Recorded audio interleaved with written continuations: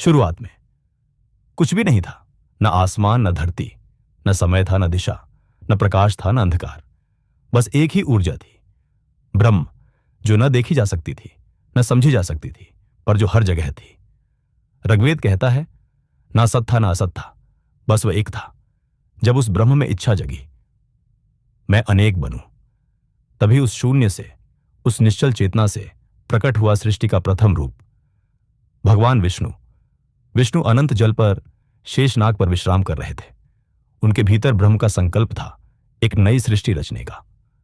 उसी संकल्प से विष्णु के नाभि से एक कमल निकला और उस कमल पर प्रकट हुए ब्रह्मा जी, जिन्हें सृष्टि की रचना का कार्य मिला। ब्रह्मा ने चारों दिशाओं में देखा, चारों ओर केवल जल और अंधकार था। उन्होंने ध्यान किया और भीतर से आवाज आई, तप, ध्यान करो। वर्षों की तपस्या के बाद ब्रह्मा को ज्ञान हुआ और उन्होंने सृष्टि की रचना शुरू की। 5 तत्व बने, पृथ्वी, जल, अग्नि, वायु और आकाश। लेकिन सृष्टि का संतुलन अभी अधूरा था। तभी ब्रह्मा और विष्णु के सामने एक तेजोमय अग्नि स्तंभ प्रकट हुआ, जिसकी न शुरुआत थी न अंत।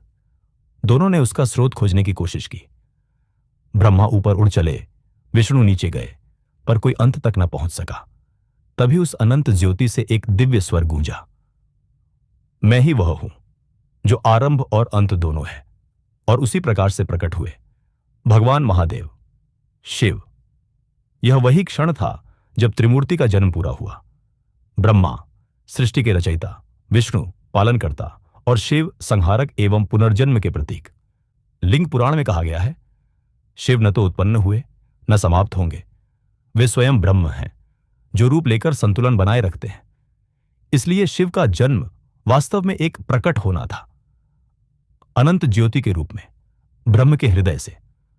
वही ज्योति आज शिवलिंग के रूप में पूजी जाती है, जिसे हम कहते हैं ज्योतिर्लिंग, क्योंकि वह उस अनंत ऊर्जा का प्रतीक है जिससे पूरी सृष्टि चलती है और जिसमें सब कुछ अंत में विलीन हो जाता है।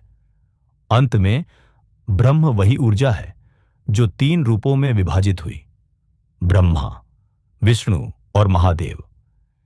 यही है त्रिमूर्ति का रहस्य, एक ब्रह्म अनेक रूप। न आदि है न अंत, बस ब्रह्म का अनंत चक्र, सृष्टि, पालन और संहार का सनातन सत्य।